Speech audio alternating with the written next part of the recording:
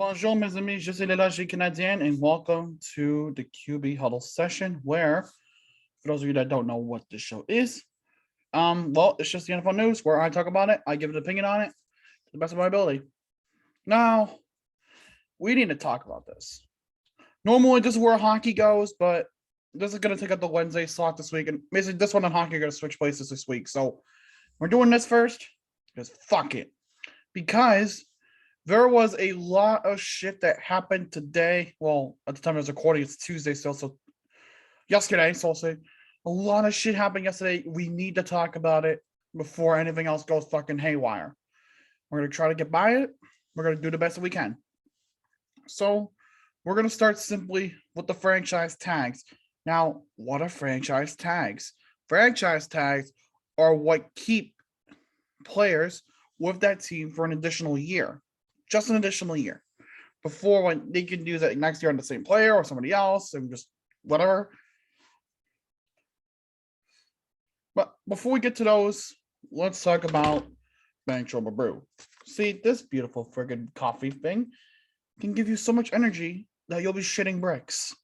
It's good coffee though, good quality coffee. Get your free distinct blends over at benchwarmerbrew.com. Maybe even pick yourself a t-shirt or a mug, or all free, or two of the free. No judgment. But let's get to it now. Von Miller, to kick things off, he has hinted at a possible return to the Broncos.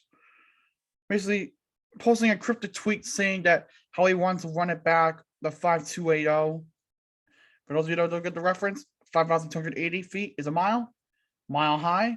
One place that's mile high is Denver, Colorado, and a place home to the Denver Broncos. So there you go. Which I would not mind seeing Von Miller back in the orange and white because it actually makes more sense on him. And if he does go back, at least he'll come back with some new hardware right on this finger, the ring finger. He'll be encrusted with diamonds. It'll be in the shape of the Lombardi trophy, and yada, yada, yada. But moving on, the Patriots have announced that they are parting ways with veteran linebacker Kyle Van Noy, which will clear more than $5 million in cap space for the Pats moving into the offseason. Now, don't get me wrong, I love Kyle Van Noy. Yeah, he's kind of aging, but the question is, what are you going to do now? Let's see. You need to fill up that linebacker spot. I'm sure you can do that. Plus, you get rid of Chasey Jackson because of the 4 p.m. deadline. You did not tag him, and he hits free agency. So now you're going to need to find a new cornerback, a new linebacker, while taking care of the problems that I already addressed before.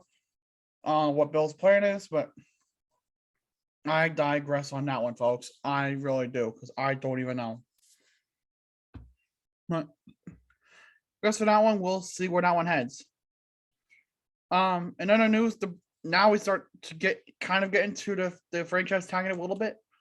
With the Cleveland Browns placing their franchise tag on their tight end, David Njoku. And this will guarantee Njoku just south of $11 million for the upcoming season. And maybe just be a placeholder for a new contract next season. We don't know. We'll see.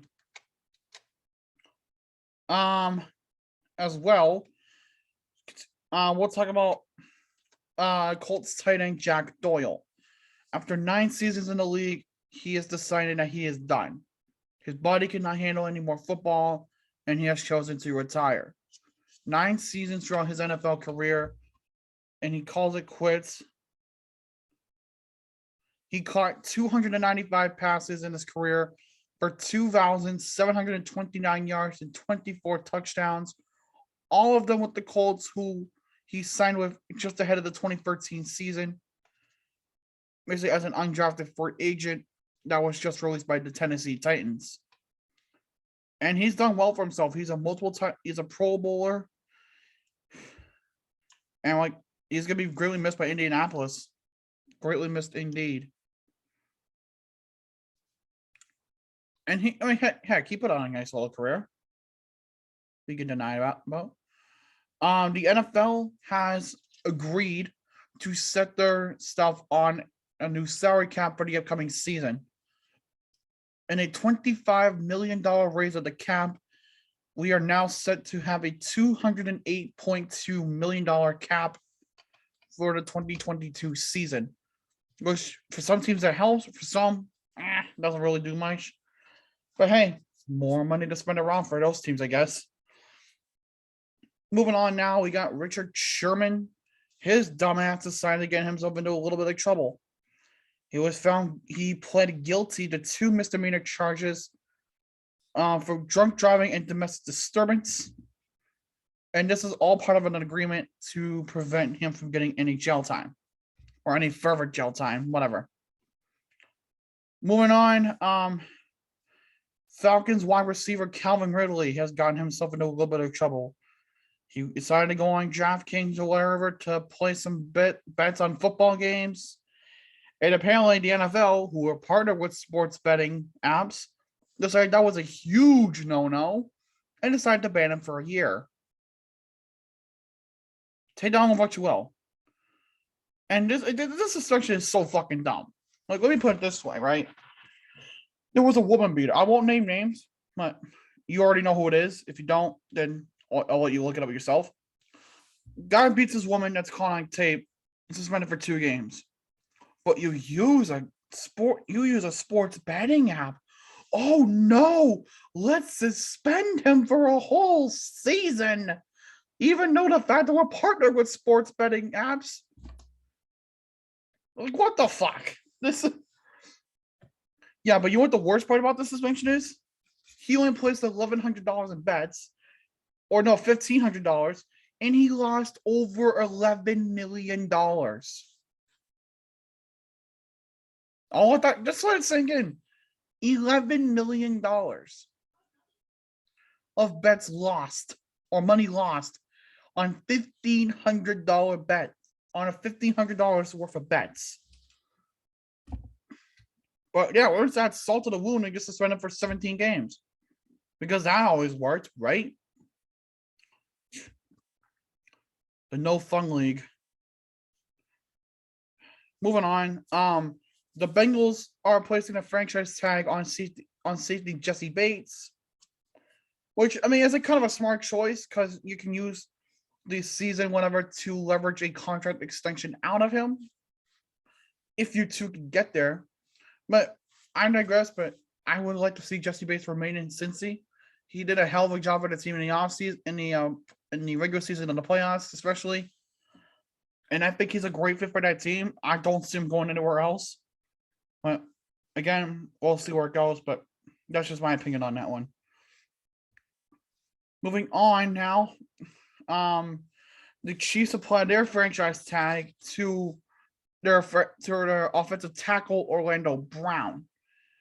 Orlando Brown, bigger dude. Hey, I'm a bigger dude too, so that's okay.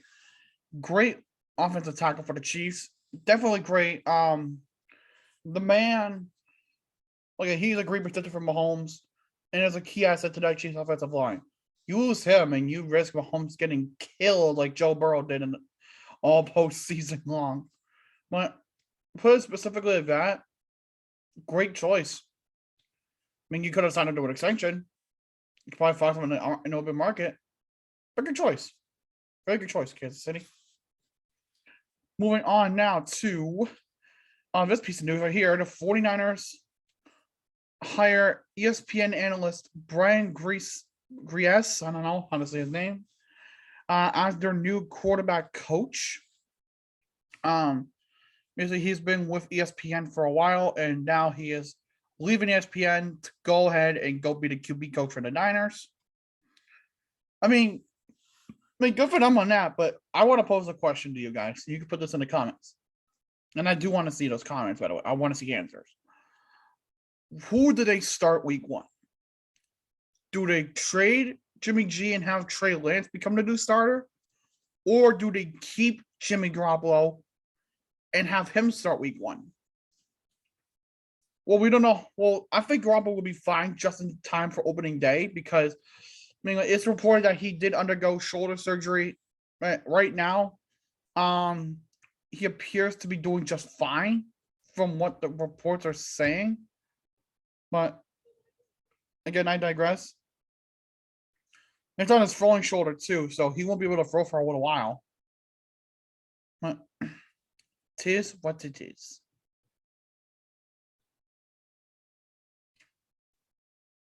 Let's see. I actually have a list here of who received their tags.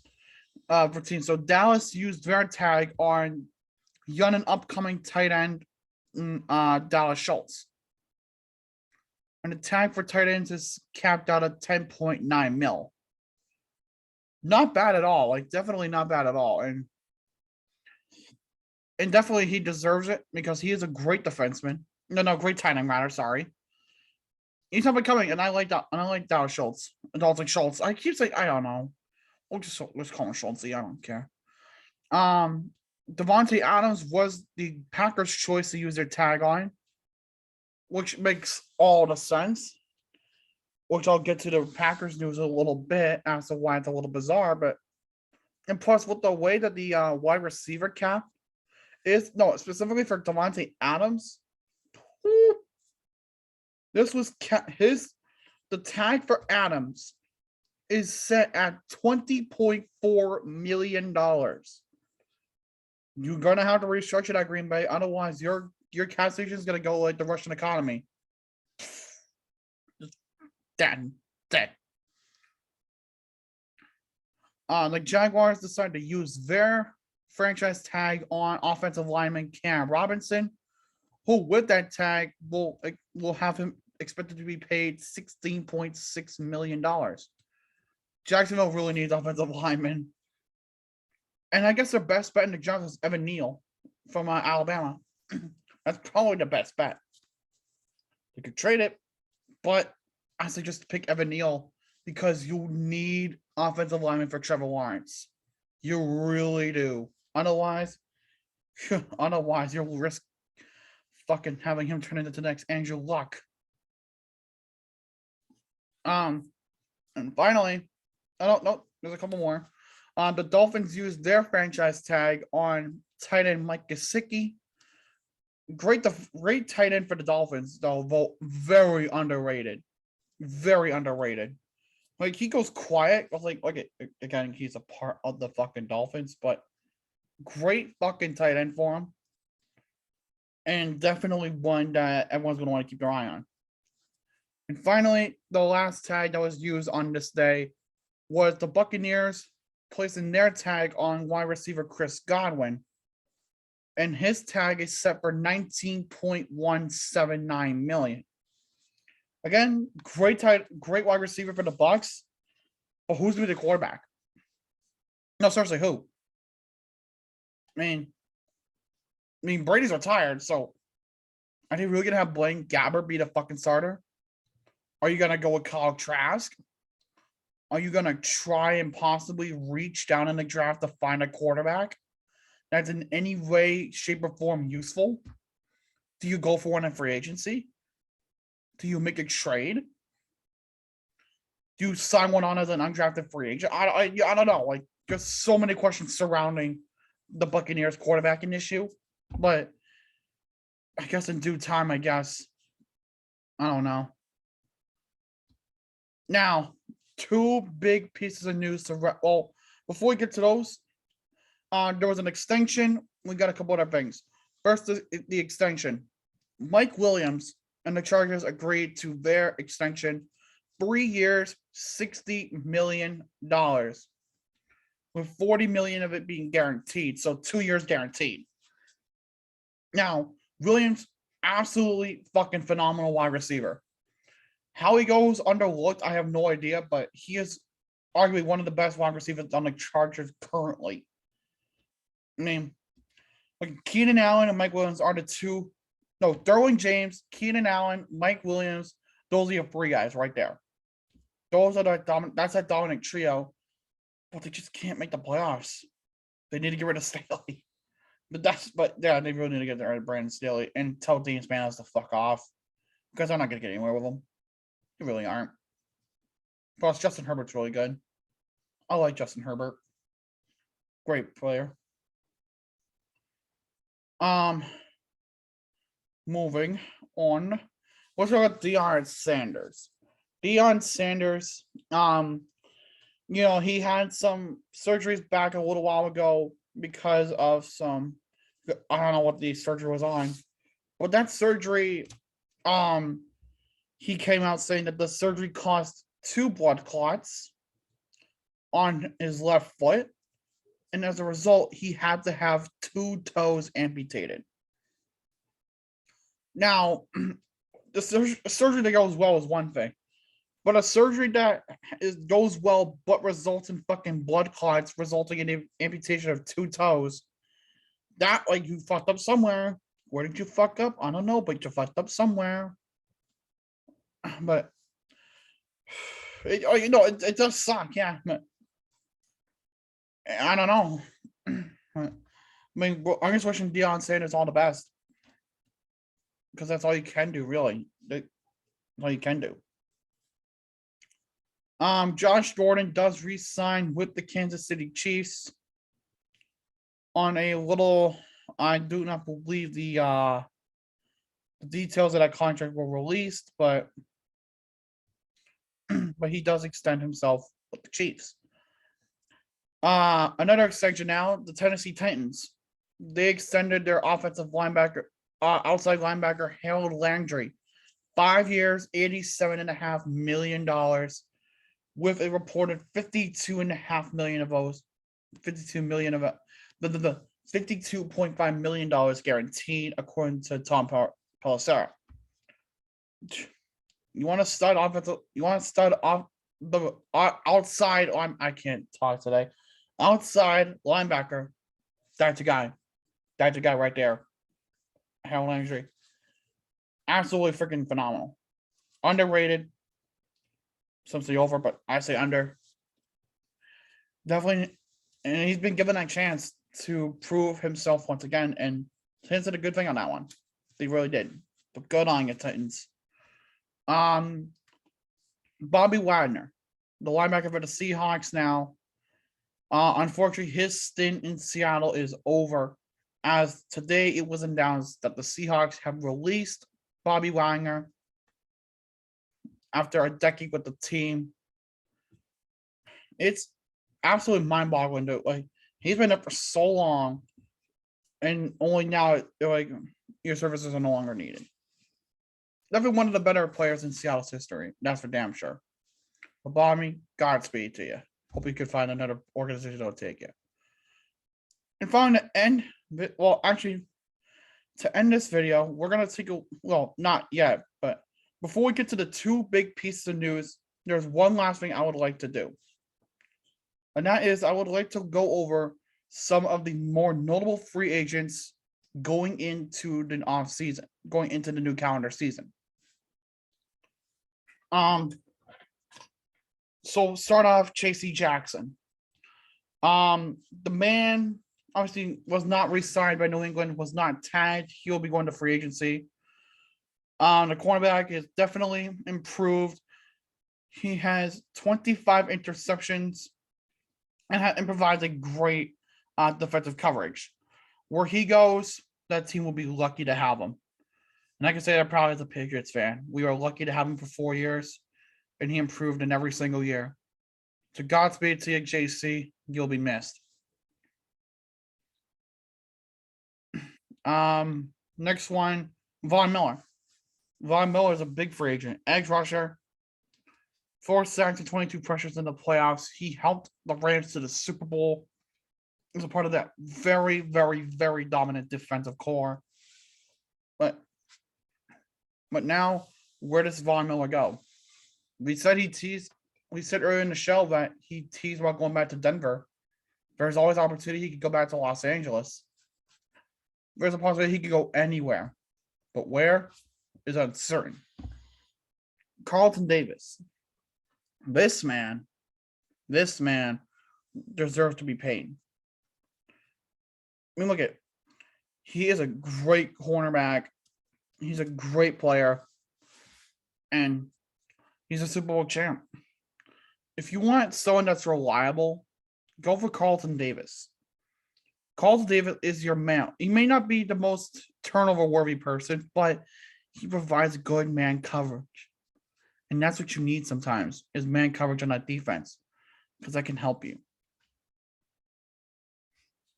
Honestly, Chandler Jones, you can probably get him on a short-term deal. I mean, like, he's not exactly the youngest, but he's an absolute fucking beast. You could definitely get him on a short-term deal and be perfectly fine with it. But he's gonna want to be paid. Be wary of it, but also be smart with it. Tyrann Mathieu, definitely try to get him. Another a great safety, but he's had some issues, I guess. But if you can get him to like a low risk contract, then you're set. Marcus Williams, again, another safety that has had some issues, but again, more so like a safety contract would do him good. Allen Robinson, look at him, the top fucking wide receiver in Chicago. He's gone. He's free agency now. You know, I mean, the only reason he declined from last season because the team was just shit overall. Terrible coaching by Matt Nagy. Terrible quarterbacking strategy by the coaches. They couldn't get anything done. When you cannot get anything done, what does that say about your team? It doesn't say anything, if even much. But I fucking digress on that. And there's a bunch of other free agents, but I am not going to go over them. That's going to take way too long. You go on the NFL's website and you can see the full list for yourself. I'm sure you can find something out of it. Now, we're going to end this video with the two biggest pieces of news that we have today. We'll start with this morning. Aaron motherfucking Rodgers. After not making a decision on the Pat McAfee show because of a cleanse, he has finally made a decision. He'll be staying where the cheese is ripe and wearable for hats. He'll be staying in Green Bay and on a 4-year, $200 million. Jesus Christ. A short-term deal for that much fucking money? Do you know what you just fucking did, Green Bay? You just fucking broke the fucking market. You just made Aaron Rodgers the single highest fucking player in the NFL. Congratulations. You broke the market for quarterbacks. Now every fucking quarterback in their own mind is gonna have to pay their QB significant draft capital because of that. Congratulations, Packers. You done fucked yourselves. And with that Devontae Adams tag too, you guys are not exactly helping your cap situation right now. If anything, your best bet is to fucking be careful with your cap. Be smart with it, damn you. And by the way, the guaranteed is $153 million, but that's just roughly 3 years of pay that's guaranteed. A little over 3 years. I don't even know. And then finally, the biggest news of the day. Arguably the most top heavy of the day. Let me get this up first because I want to have the exact terms of this trade. So the exact terms of the trade are as follows. The Seattle Seahawks have made the trade with the Denver Broncos. So the Denver Broncos will be getting quarterback Russell Wilson in a 2022 4th-round pick in this year's draft in exchange for quarterback Drew Lock, defensive lineman Shelby Harris, tight end Noah Fant, a 2022 1st-round pick, which this year is 9th overall, a 2022 2nd-round pick, which is 40th, a 2023 1st-round pick, a 2023 2nd-round pick, as well as Denver's 2022 5th-round pick in this year's draft, which I do not know what the exact placement of that one is. Holy fucking Christ, you done it. You exactly done it. You just fucking paid a fucking ransom and a half for one of the more questionable quarterbacks in the league. Seattle is running to the fucking bank with this. They are fucking running to the bank and never looking back. Because they have a top 10 pick. They have a good early second round pick they can use. And they have your first for next year and your second for next year. I mean, yeah, you kind of trade down. Seattle kind of trades down from the fucking 4th to the 5th, but who cares? Who cares? They just got a fucking shit ton for one of the more questionable QBs in the league. And that's after he wanted out, allegedly. Well, Russell may have just allegedly gotten his wish. Russell Wilson is a Denver Bronco. He won't have Noah Fant to be there for him for a good passing option, but you know what? There is another option for Denver does have plenty of options for receivers. Like Cortland Sutton, Javonte Williams, Tim Patrick, just to name a few. But if I'm Denver in this draft, I'll find a way to trade back up to the second round or something just to get a tight end. Or at the very least, maybe some defense. Maybe a defensive lineman to replace Shelby Harris. Because you're going to look at it like this. Denver paid a significant capital for a man that they knew was going to fucking break it. By doing this, you're just proving everyone right. Denver broke the fucking market. Congratulations. You overpaid on a questionable QB who has no idea what the fuck he's getting into, has no idea what the fucking Broncos offensive scheme is. Oh no, man. I don't even know.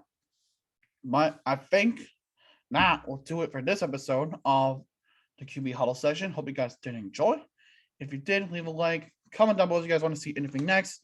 Be sure to get yourself some Benchwarmer Brew at benchwarmerbrew.com. If you're not on the store already, subscribe and join the Illogical Nation. I would love to hear what you guys think.